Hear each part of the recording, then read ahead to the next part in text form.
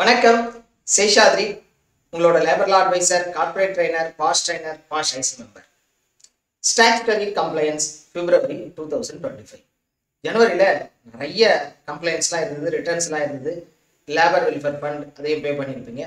இந்த மாதம் கம்ப்ளைண்ட்ஸ் என்னென்ன, இதோட அஜெண்டா இந்த வீடியோவில் எப்படி இருக்குன்னா, கம்ப்ளைண்ட்ஸ் இந்த மாதத்துக்கு என்ன பண்ணணும், ட்ரைனிங், அப்டேட்ஸ் வந்திருக்கு, பிஎஃப்லேருந்து நிறைய அப்டேட்ஸ், அந்த அப்டேட்ஸ் என்னென்ன வந்திருக்கு, ஜட்ஜ்மெண்ட், அதே மாதிரி நிறைய ஜட்ஜ்மெண்ட்ஸ்லாம் வந்திருக்கு. அதில் இம்பார்ட்டன்ட் ஜட்ஜ்மெண்ட் என்ன, ஜனவரியில் வந்த ஜட்ஜ்மெண்ட்ஸ், அதை பற்றின ஒரு தொகுப்பான ஒரு வீடியோ தான் இந்த வீடியோ.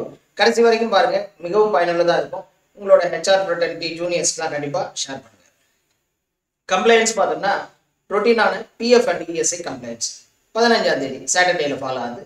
15ஆம் தேதிக்குள்ள பிஎஃப் அண்ட் இஎஸ்ஐ ஜனவரி மாதத்துக்கு உண்டான செலான் ப்ரிப்பேர் பண்ணி பே பண்ணணும். இன் அடிஷன் டு தட் பிஎஃப்ல இன்டர்நேஷனல் ஒர்க்கரோட ரிட்டர்ன்ஸ் 15ஆம் தேதிக்குள்ள பண்ணணும். இது routine complaints. In addition to that CLRA contract labour regulation and abolition act கீழே பிரின்சிபல் எம்ப்ளாயர் ஆனுவல் ரிட்டர்ன் 15ஆம் தேதி பிப்ரவரிக்குள்ள ஃபைல் பண்ணணும். ஃபார்ம் 25ல இது ஷாப் அண்ட் எஸ்டாப்ளிஷ்மெண்ட் ஆக்ட் கீழே வர நிறுவனங்களுக்கு மட்டும் பொருந்தும். நீங்க ஷாப் அண்ட் எஸ்டாப்ளிஷ்மெண்ட் நிறுவனமா இருந்து கான்ட்ராக்ட் லேபர் யூஸ் பண்ணிட்டு இருக்கீங்க, ஆர்சி ரெஜிஸ்ட்ரேஷன் சர்டிஃபிகேட்லாம் வச்சிருக்கீங்க, நீங்க கண்டிப்பா இந்த ரிட்டர்ன்ஸை ஃபைல் பண்ணணும். இது யாருக்கெல்லாம் பொருந்தாருன்னா, ஆனுவல் ரிட்டர்ன் ஃபேக்டரிஸ் ஆக்ட் கீழே ஃபார்ம் 22 ஃபைல் பண்ணிருப்பீங்க, அவங்களுக்கு பொருந்தாது. கேட்டரிங் அண்ட் எஸ்டாப்ளிஷ்மெண்ட் ஆக்டுக்கு கீழே வரவங்களுக்கு பொருந்தாது. பிடி அண்ட் சிகர் ஒர்க்கர்ஸ் கீழே வரவங்க பொருந்தாது. பிளான்டேஷன் லேபர் கீழே வரவங்க பொருந்தாது. மோட்டார் டிரான்ஸ்போர்ட் ஒர்க்கர்ஸ்க்கு இது பொருந்தாது. மற்றதுக்கு மட்டும்தான் இந்த ரிட்டர்ன்ஸ் பொருந்தும் அப்படிங்கிறது சட்டம் சொல்றது. இது ரெண்டும் இந்த மாதத்துக்கு உண்டான கம்ப்ளைண்ட்ஸ். இந்த மாதம் ட்ரைனிங் பார்த்தீங்கன்னா very good opportunity for learning.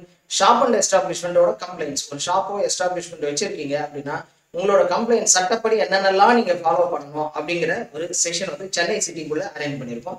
Performance appraisal, ஏன்னா வரக்கூடிய பெர்ஃபார்மன்ஸ் அப்ரைசல்லாம் எப்படி பண்ணணும், என்னென்ன மெத்தட்ஸ் இருக்குது, எப்படிலாம் பே ஃபிக்ஸ் பண்ணணும் அப்படிங்கிற ஒரு செஷன் பெர்ஃபார்மன்ஸ் அப்ரைசல் வண்டலூரில் இருக்குது. ஒரு technical section lean manufacturing tools, என்னென்ன டூல்ஸ்லாம் லீன் மேனுஃபேக்சரிங் இருக்குது அப்படிங்கிற ஒரு செஷன் சென்னை வண்டலூரில் நடக்க போகிறது. இன் அடிஷன் பெங்களூர்ல ஒரு session labour loss, labour regulations என்னென்னலாம் இருக்கணும், ஒரு எம்ப்ளாயியை ஹையர் பண்ணது அவரை செப்பரேட் பண்றது வரைக்கும் என்ன மாதிரியான ரெகுலேஷன்ஸ் லேபர் லாஸ் ஃபாலோ பண்ணணும் அப்படிங்கிறத பெங்களூர்ல first time we are having. அது 25 பிப்ரவரி பிளான் பண்ணியிருக்கோம். இது மேலும் தகவல்களை மிஸ்டர் தினேஷை கான்டாக்ட் பண்ணி நீங்க தெரிஞ்சுக்கலாம். ஹெச்ஆர் அப்டேட்ஸ் அதில் பார்த்தீங்கன்னா simplification of PF transfer. PF ட்ரான்ஸ்ஃபர்ல இருந்த ஒரு சில கஷ்டங்கள்லாம் போக்கி ஒரு சிம்பிளிஃபை பண்ணியிருக்காங்க. ஒரு 4 பிரிவாக பிரித்து இவங்களுக்குலாம் பிஎஃப் ட்ரான்ஸ்ஃபர் எளிமையாக நடக்கும். இதை பற்றின ஒரு டீட்டெயில் வீடியோ தனியாக பதிவிடுறேன். இது ஒரு அப்டேட் ஆயிருக்கு அப்படிங்கிறத மட்டும் தெரிஞ்சுட்டா நமக்கு நல்லது. அடுத்தது பார்த்தீங்கன்னா ஜாயிண்ட் டிக்ளரேஷன் ப்ராசஸ், அதில் கொஞ்சம் சிம்பிளிஃபிகேஷன், டாக்குமெண்ட் அப்லோட், அப்ரூவல், அதில் டோட்டலாக கம்ப்ளீட்டாக சேஞ்ச் ஆகிருக்கு. முன்னாடி இருந்த ஜாயிண்ட் டிக்ளரேஷன் விட சேஞ்ச் ஆகிருக்கு. எம்ப்ளாயர் என்ன அப்ரூவ் பண்ணணும், என்ன டாக்குமெண்ட் அப்லோட் பண்ணணும், ஃபிசிக்கல் காப்பி இப்போ அப்லோட் பண்ணால் போதும், பெருசாக வேற எதுவும் டாக்குமெண்ட் இல்லைன்னா கூட அப்படிங்கிற ஒரு சேஞ்சஸ் ஜாயிண்ட் டிக்ளரேஷனில் வந்திருக்கு. இது நம்ம எம்ப்ளாயர்ஸ் லாகின்ல போனீங்கன்னாலும் அதுக்கு உண்டானது ப்ரொவிஷன்ஸ்லாம் இருக்குது. இதை பற்றின தனி வீடியோவும் ஷார்ட்லி பதிவிடுறேன், அப்போது இன்னும் கொஞ்சம் டீட்டெயிலாக சொல்ல முடியும். Dealing of wrongly linked employer by member, அதாவது எம்ப்ளாயர்ஸ் தெரியாமல் யாரோ ஒரு யூஏஎன் அடிக்கும்போது தவறுதலாக ஏதாவது லிங்க் ஆகிடுதுன்னா அதை டீலிங்க் பண்ணிக்கக்கூடிய, நான் அந்த ஒரு எம்ப்ளாய்மெண்ட்ல ஒர்க் பண்ணவே இல்லை, ஒரு கம்பெனியில் ஒர்க் பண்ணவே இல்லை, ஆனாலும் என்ன ஆயிருக்குன்னா என்ன அந்த கம்பெனியில் ஜாயின் பண்ணி 1 நாளோ 2 நாளோ இல்லை தெரியாமல் 1 மாதமோ இருக்கா மாதிரி இருந்ததுன்னா, ஆனால் அவங்க ஈஸியாக பே பண்ணியிருக்க கூடாது. எதுவும் பே பண்ணாமல் இருந்து தேவையில்லாமல் ஒரு நிறுவனம் ஒரு எம்ப்ளாயியோட லாகின்ல இருக்கு அப்படின்னா அதை டீலிங் பண்றதுக்கு உண்டான ப்ரொவிஷன், எளிமையான ப்ரொவிஷன் வந்திருக்கு. ஆனா ஈசிஆர்ல எதுவும் பே பண்ணியிருக்க கூடாது, அப்பதான் இது ஒர்க் ஆகும். அது பாத்தீங்கன்னா ஒரு அதுலயே அந்த சர்வீஸ் யூஏஎன் லாகின், மெம்பரோட யூஏஎன் லாகின்ல போயிட்டு அதுல சர்வீஸ் டீடைல் பாத்தீங்கன்னா அதுல எடிட் பண்ணிட்டு டெலிட் பண்ணக்கூடிய ஆப்ஷன் கொடுத்துருக்கு. அவங்க ஈசிஆர் எதுவும் பே பண்ணாம இருந்த பட்சத்தில் டீலிங் பண்ணலாம், ஒரு ஓடிபி மூலமா நம்ம அதை சரி பண்ணிக்க முடியும். அடுத்ததான் சென்ட்ரலைஸ் பென்ஷன் சிஸ்டம் இம்ப்ளிமெண்ட் பண்ணியாச்சு. இதனால என்ன ஆகும்னா ரிட்டையர் ஆகிற எம்ப்ளாயிஸ்க்கு எந்த பேங்க் அக்கௌண்ட், முன்னாடி இருந்த ரெஸ்ட்ரிக்டட் பேங்க்ஸ் எல்லாம் விட்டுட்டு இப்போ எந்த பேங்க் அக்கௌண்ட் இருந்தாலும் அதுல பென்ஷன் வாங்க முடியும் அப்படிங்கிறது இந்த சர்க்குலர் சொல்றது.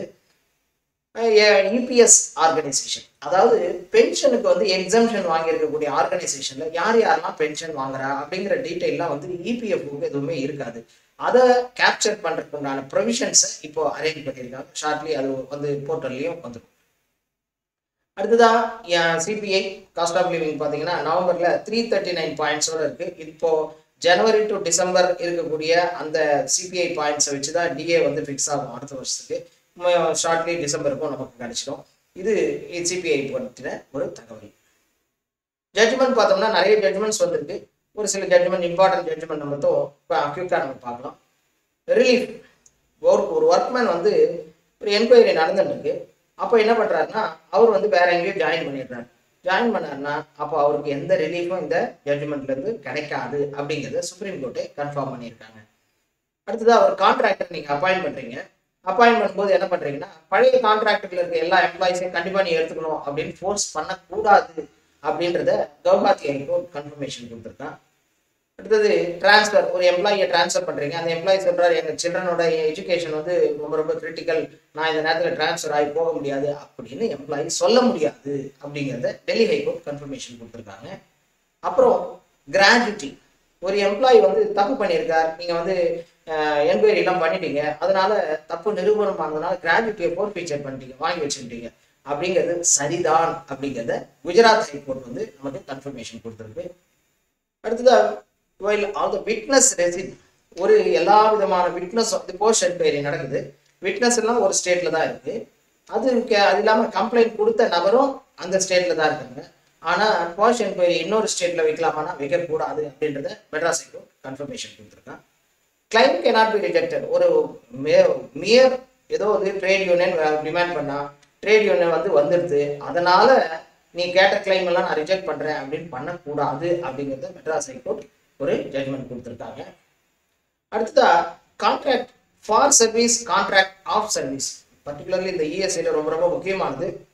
ஏன்னா கான்ட்ராக்ட் ஆஃப் சர்வீஸ்ல பார்த்தீங்கன்னா contract of service and contract for service, அந்த மாஸ்டர் சர்வெண்ட் அந்த ரிலேஷன்ஷிப் எப்படி ஃபார்ம் ஆகுது, அப்படி ஃபார்ம் ஆகும்போது அந்த ரிலேஷன்ஷிப் இல்லை அப்படின்னா கான்ட்ராக்ட் ஃபார் சர்வீஸ்க்கு இருக்காது அப்படிங்கிறது ஒடிஷா ஹைகோர்ட் கொடுத்துருக்கு. இதை பற்றின தனிப்பதிவாக பார்க்கலாம், ஏன்னா இது ரொம்ப ரொம்ப முக்கியமான ஒரு ஜட்ஜ்மெண்ட்.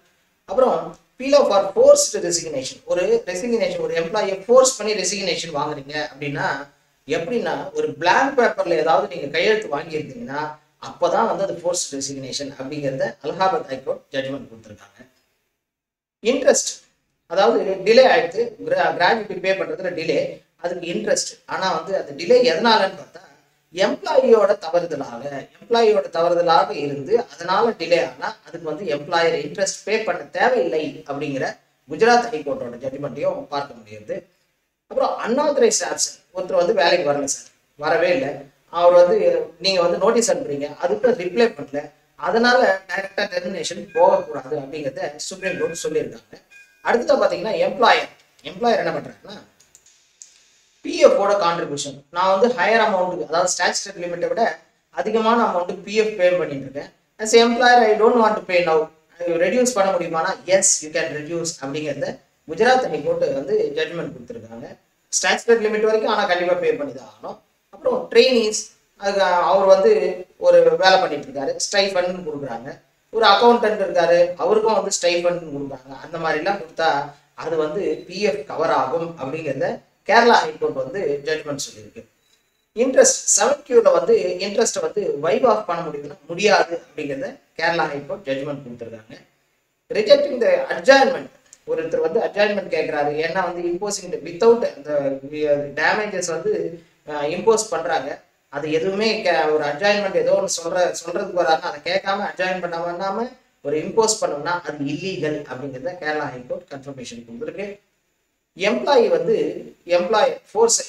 வந்து voluntary contribution for a larger amount statutory application கிடையாது. ஏன்னா வந்து டிமாண்ட் பண்ண முடியாது, ஒரு எம்ப்ளாயி எனக்கு பிபிஎஃப் அதிகமாக கட்டணும் அப்படின்றத அவங்களோட டிமாண்டாக கொண்டு போக முடியாது, வாலண்டரி கான்ட்ரிபியூஷனை கொண்டு போக முடியாது அப்படிங்கிறது குஜராத் ஹைகோர்ட் ஜட்ஜ்மெண்ட் சொல்லியிருக்கு. டிரைவர், அக்கௌண்டன்ட் ரெண்டு பேரும் ஒரே விதமான வேலை ஒரு மாதிரி இருக்காங்க, ஆனால் ஸ்டைஃபண்டுன்ற பேர்ல அவங்க ரெண்டு பேருக்கு கொடுத்துட்டு இருக்காங்க சம்பளம்னா கண்டிப்பாக பிஎஃப் கவர் ஆகும் அப்படிங்கிறத கேரளா ஹைகோர்ட் ஜட்ஜ்மெண்ட்டாக கொடுத்துருக்கு. இது தவிர மேலும் வேற ஏதாவது தகவல்கள் தேவைப்பட்டதுன்னா தொடர்பு கொள்ளுங்கள். அது இல்லாமல் இந்த வீடியோவை உங்களோட ஜூனியர்ஸ் எல்லாருக்கும் ஷேர் பண்ணுங்க, ஸோ தட் அவங்களுக்கும் நிறைய நாலேஜோட ஈஸியான மெத்தட்ல அவங்களால ஒர்க் பண்ண முடியும். தேங்க்யூ, தேங்க்ஸ் ஃபார் வாட்சிங்.